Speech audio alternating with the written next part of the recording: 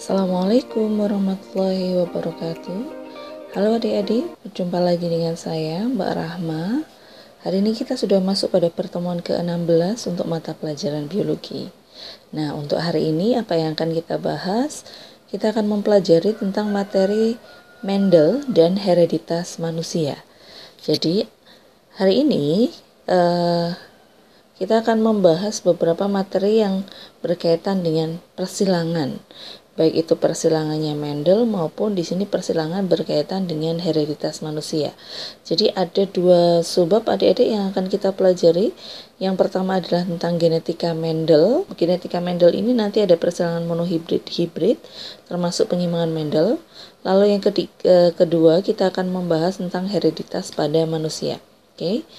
Nah, kalau di dalam SBMPTN maka materi yang lebih sering muncul adalah pada hereditas manusia. Oke, kita mulai ya adik-adik.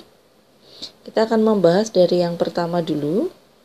Nah, kita mulai dari genetika Mendel. Oke adik-adik, kalau kalian masih ingat hukum Mendel itu adalah hukum yang berkaitan dengan persilangan. Nah, ada dua hukum Mendel, ada Mendel 1 dan Mendel 2. Apa bedanya? Hukum Mendel 1 adalah hukum yang berbunyi segregasi alel secara bebas dalam hal proses pembentukan gamet. Nah, yang dimaksud dengan segregasi di sini adalah pemisahan alel adik-adik. Jadi Mendel 1 ini adalah hukum pemisahan alel secara bebas dalam pembentukan gamet. Nah, dia akan berlaku pada persilangan monohibrid. Ingat adik-adik, persilangan monohibrid itu adalah persilangan dengan satu sifat beda, maka dikatakan mono. Jadi monohibrid itu misalkan kalau kalian menyilangkan bunga hanya berdasarkan warna ya, warna saja, tidak peduli bentuk, tidak peduli ukuran. Jadi kita hanya akan melihat warna. Atau kalau kamu menyilangkan hanya berdasarkan ukuran, ya ukuran saja, besar kecil, tidak melihat faktor yang lain seperti bentuk, warna, dan sebagainya. Jadi hanya satu sifat. Lalu, kapan dia dikatakan dominan? Dominan itu adalah kasus di mana gennya menguasai sepenuhnya. Jadi dominan itu ketika ada satu gen menguasai sepenuhnya gen yang lain. Artinya ketika gen dominan ini berada bersama dengan gen yang resesif, yang kalah, maka dominannya akan menang. Contoh, ketika dikatakan merah, M besar, dominan terhadap putih, M kecil. Nah, gen yang dominan itu simbolnya selalu huruf besar ya adik-adik atau huruf kapital. Jadi kalau merah itu dominan, maka dia akan disimbolkan dengan M besar. Nah, putih itu sifat resesifnya akan disimbolkan dengan huruf yang sama tetapi huruf kecil. Jadi lawannya ya, kalau merah M besar berarti putih M kecil. Nah, ketika P1 merah disilangkan dengan putih. Misalkan M besar disilangkan dengan M kecil sebagai genotip. Jadi yang ini adalah genotip pada parental. Kalau merah putih itu disebut sebagai fenotip. Fenotip itu artinya ciri atau sifat yang bisa terlihat. Nah, kalau genotip itu simbol gen. Maka ketika M besar disilangkan dengan M kecil, dia akan dapat F1-nya M besar M kecil. Nah, bagi yang bingung kok bisa Mbak begitu ya, kita ulangi, berarti parental 1 kan M besar disilangkan dengan M kecil. Kita cari gametnya dulu adik-adik. Nah, gametnya berarti ada M besar saja dan M kecil saja. Nah, kenapa bisa seperti itu? Inilah yang disebut dengan hukum segregasi. Pemisahan gitu ya. Jadi yang awalnya gen itu berpasangan M besar, sekarang dipisahkan berdiri sendiri M besar saja. Misalkan kalian katakan lomba itu kan ada 2 M besar. Betul, ada 2 M besar tetapi penulisannya cukup satu saja. Sama halnya dengan M kecil, cukup ditulis M kecil satu kali saja, biar mudah gitu ya. Maka ketika dapat F1, ini dipertemukan adik-adik, digabung. Oh, berarti M besar ketemu dengan M kecil, begitu ya. Lalu karena M besarnya dominan, maka secara fenotip yang dibaca adalah miliknya M besar. Berarti fenotipnya menjadi merah. Begitu.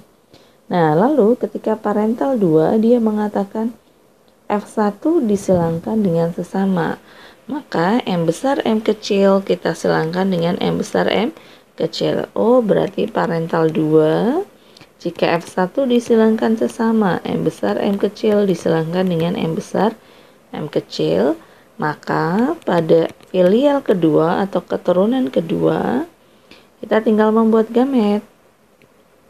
Oke. Gametnya apa?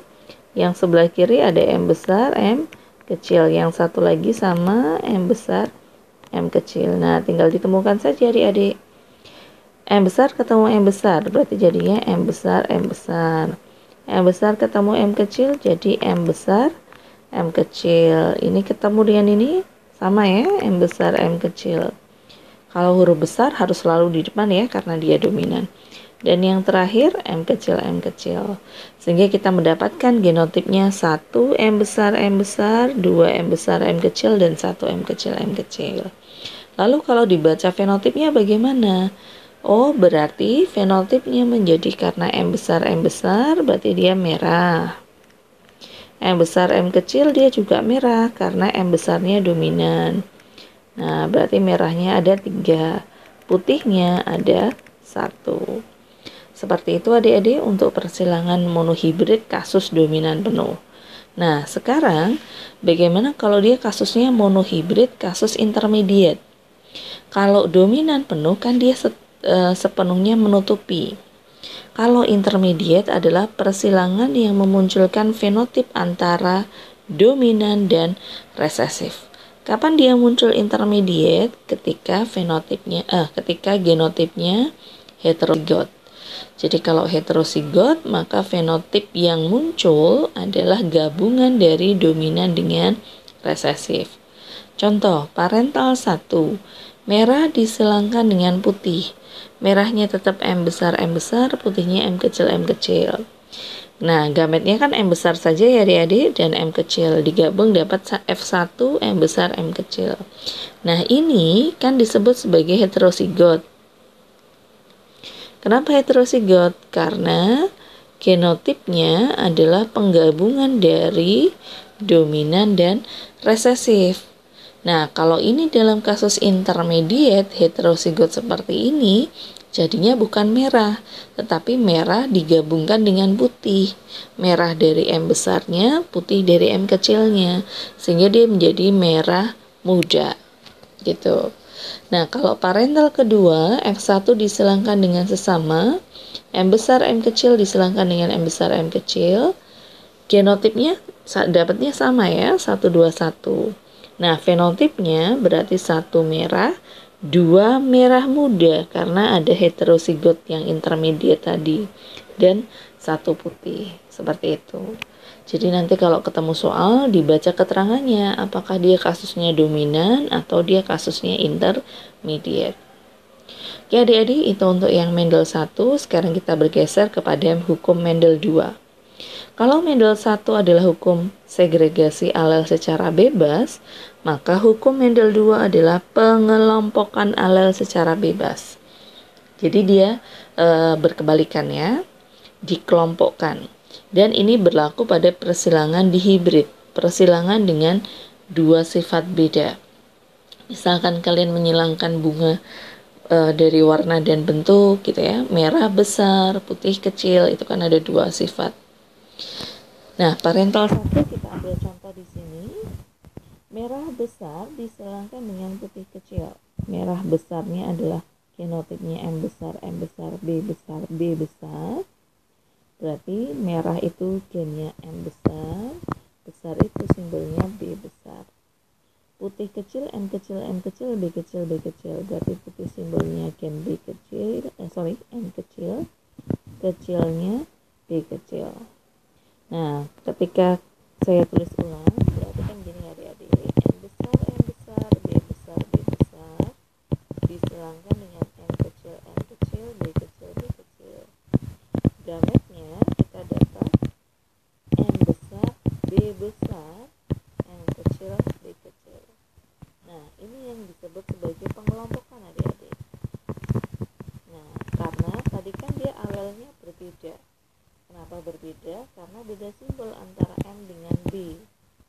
gitu kan, itu beda simbol, beda gen ya.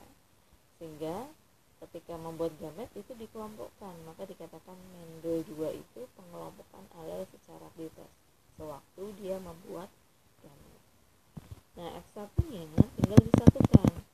Oh, berarti M besar B besar ketemu dengan M kecil B kecil. Nah, tulisnya yang huruf M disatukan dulu sehingga M besar M kecil, B besar B kecil.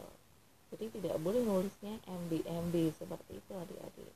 Jadi yang hurufnya sama disatukan dulu dengan catatan yang huruf besar di depan. Nah, kalau secara sifat tinggal dibaca. Oh, dalam kasus ini M besar M kecil misalkan dia dominan, berarti M besarnya mewakili merah, B besar B kecil, B besarnya mewakili besar.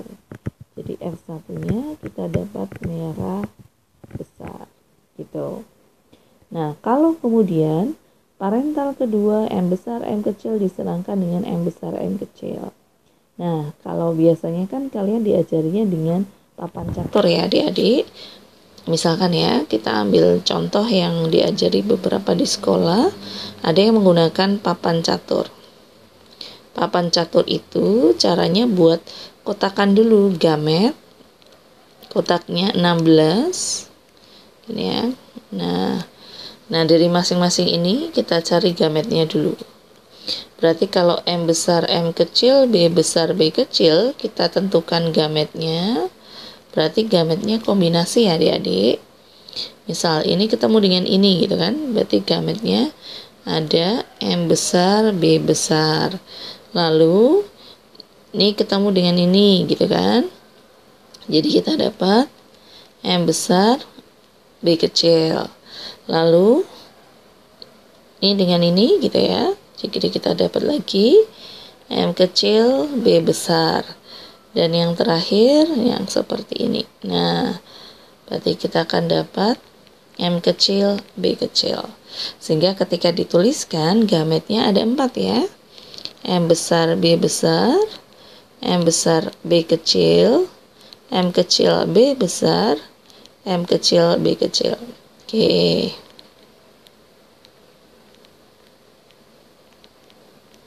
Sama ya, karena kanan kiri tadi genotip parentalnya sama, ini kan sama ya, sehingga gametnya sama.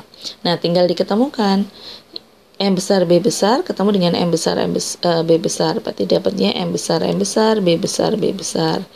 M besar B besar ketemu dengan M besar B kecil, sehingga dapat M besar B besar B kecil.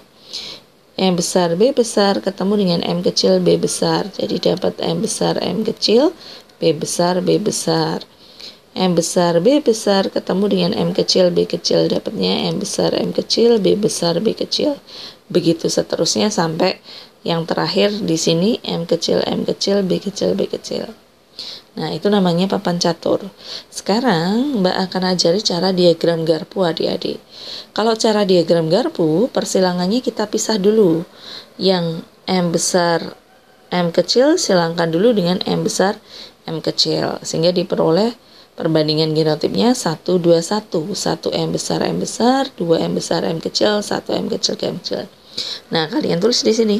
Nih ya. Oke. Kalau sudah, yang belakang disilangkan. Nih. B besar B kecil disilangkan dengan B besar B kecil. Dapatnya sama ya, ditulis ulang, dipasangkan untuk setiap genotip dari M gitu ya. Nah, seperti ini ditulis. Oke. Kalau sudah, tinggal dikalikan. 1 kali 1 berarti dapat 1 M besar B besar B besar.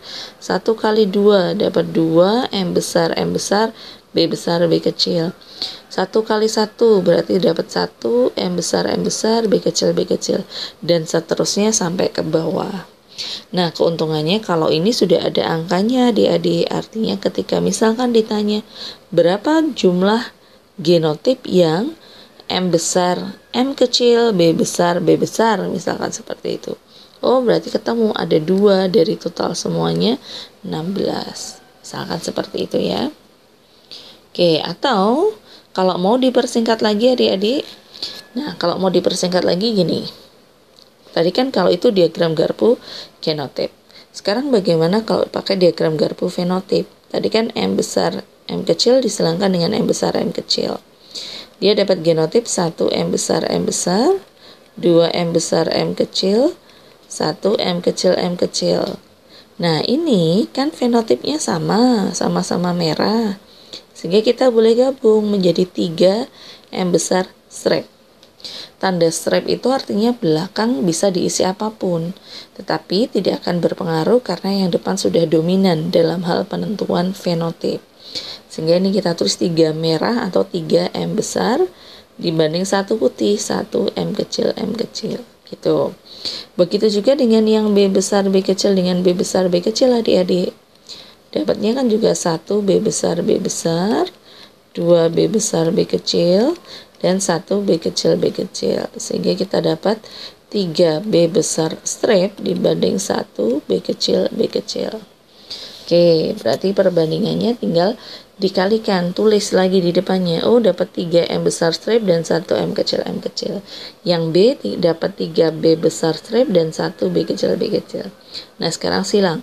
3 kali 3 dapat 9, yang M besar B besar. Oh, berarti dapat 9 yang merah besar. 3 M besar B kecil. Oh, berarti dapat 3 yang merah kecil. 3 M kecil B besar, dapat 3 putih besar, dan 1 M kecil B kecil, dapat 1 yang putih kecil gitu. Oke, seperti itu caranya adik-adik untuk Mendel 2. Semoga kalian paham. Nanti kita akan lanjut pada video berikutnya untuk membahas tentang penyimpangan semu hukum Mendel.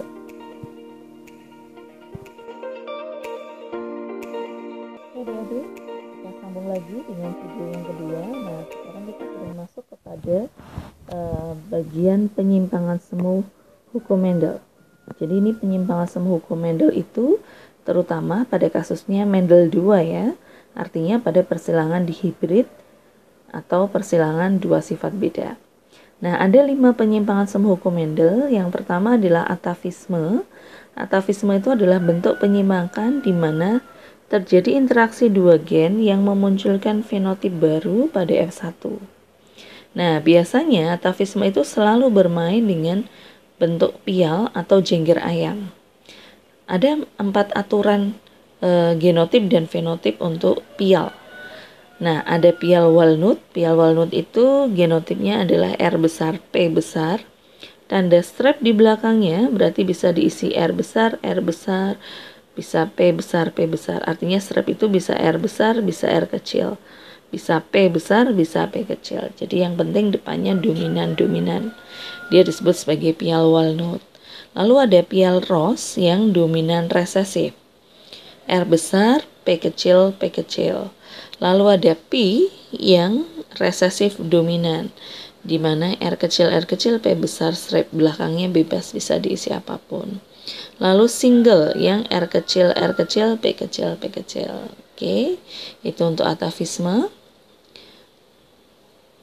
Nah, misalkan ada penyilangan seperti ini adik-adik. Parental 1, ROS dengan P, dengan genotip ROS-nya R besar, P kecil, diselangkan dengan P, R kecil, P besar.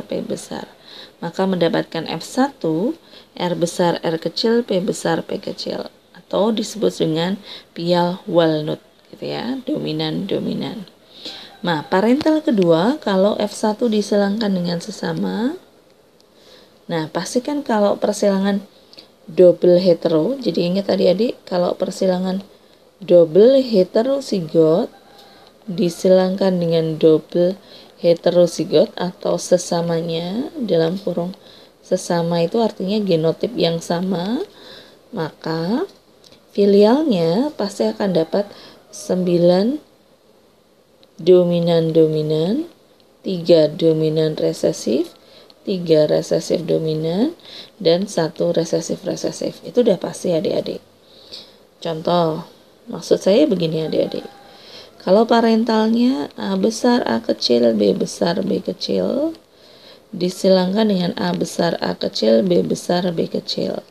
Maka keturunannya pasti dapat 9 yang A besar strap, B besar strap. 3 A besar strap, B kecil, karena 3 dominan resesif. 3 resesif dominan berarti 3 A kecil B besar straight dan 1 resesif semua. Sehingga ketika tadi dalam persilangan yang di sini, kita kembali di sini, dapatnya juga sama, 9331. 9 yang R besar, P besar. Oh, berarti dapat 9 walnut. 3 R besar, ini mohon maaf, ini diralat P kecil ya, ini P kecil. 3 R besar P kecil berarti dapat rose. 3 R kecil P besar dapat 3 Pi dan 1 single. Oke, berarti kalau dilihat atavisme itu perbandingannya sama dengan dihibrid adik-adik, 9331. Tetapi kenapa dikatakan menyimpang?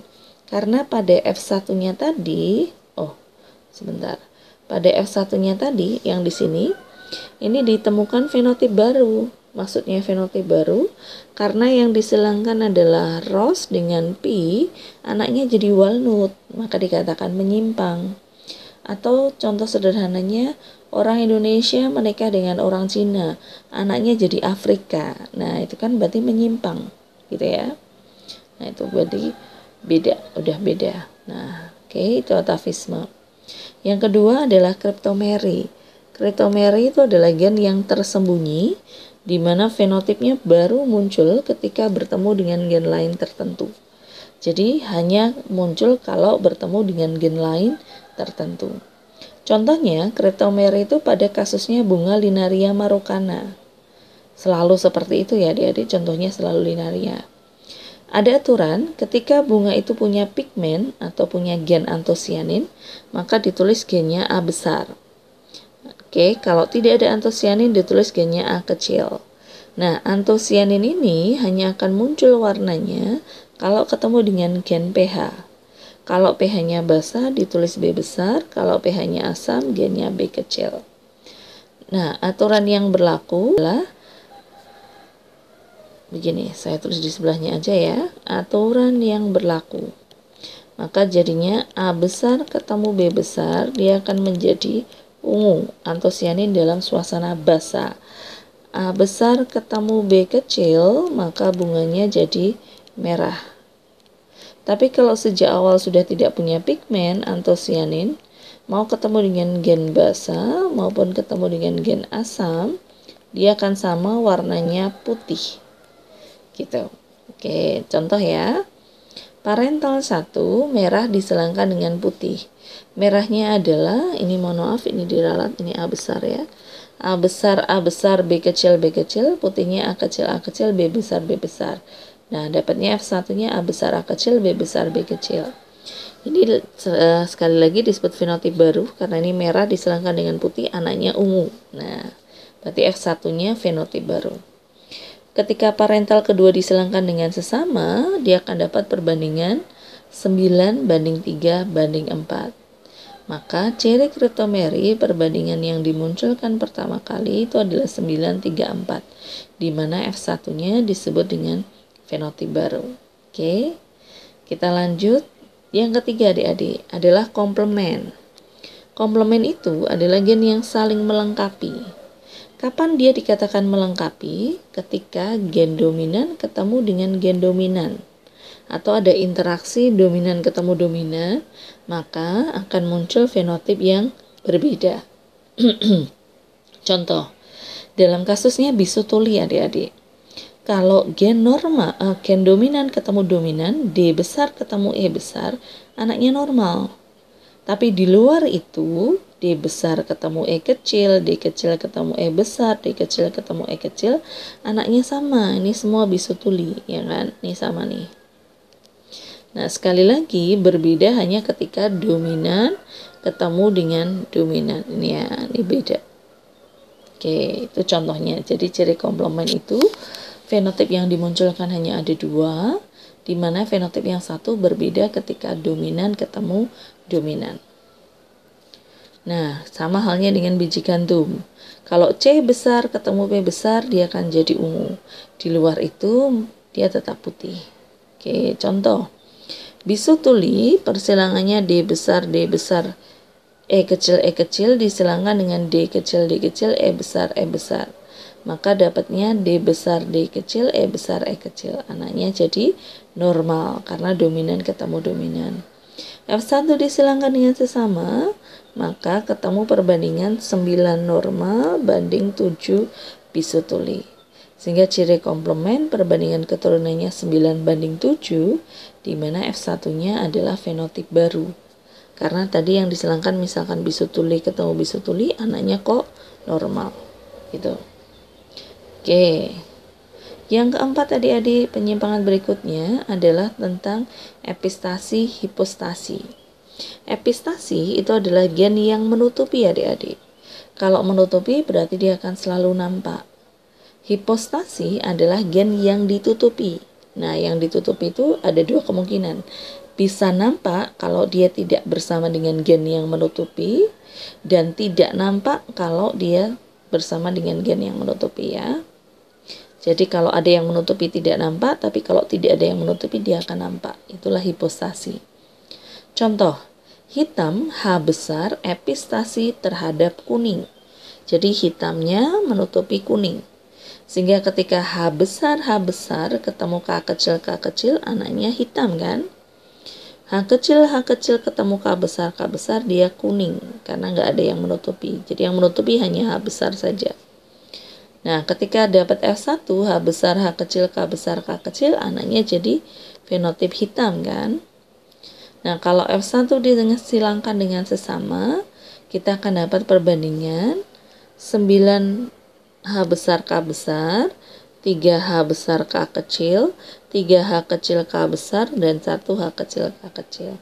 Jadi 9 hitam karena ada H besarnya, 3 hitam juga karena ada H besarnya karena dia menutupi, 3 kuning karena tidak ada yang menutupi, H besarnya tidak ada, dan 1 putih. Sehingga perbandingannya dapatnya 12 banding 3 banding 1.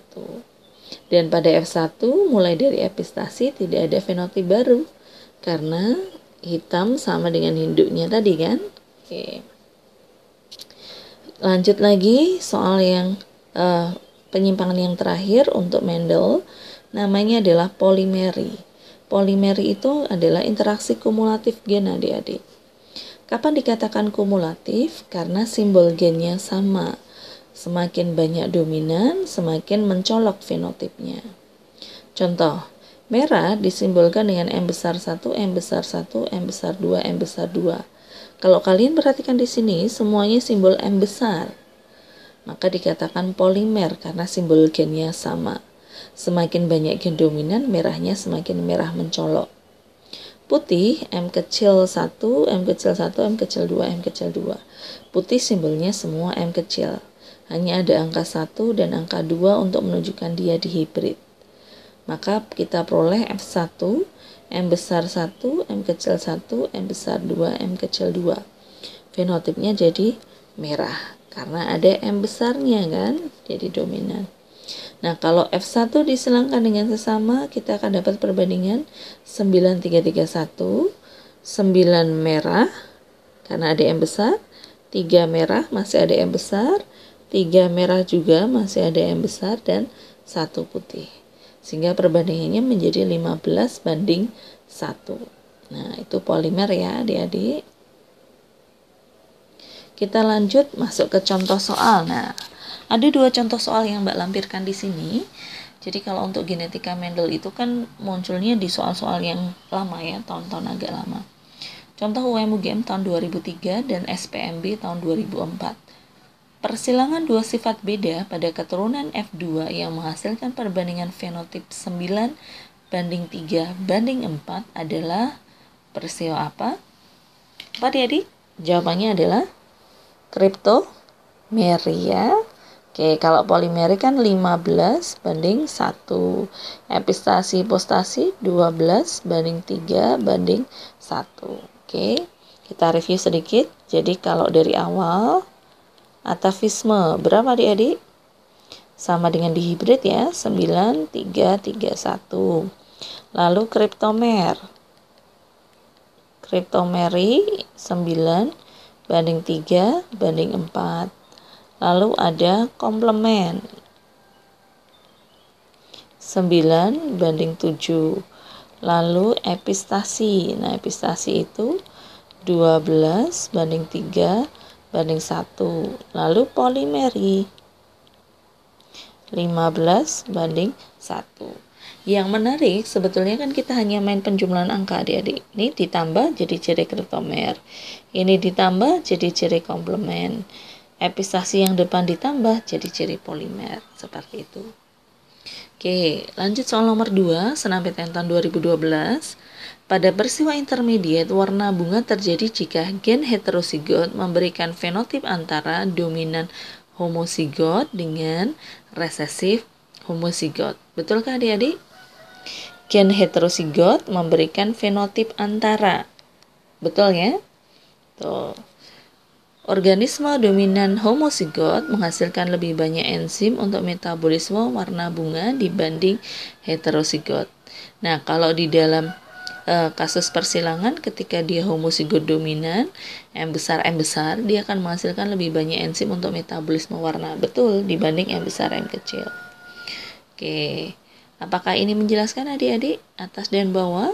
Yang atas menjelaskan intermediate, yang bawah menjelaskan dominan. Berarti tidak berhubungan ya, maka jawabannya B.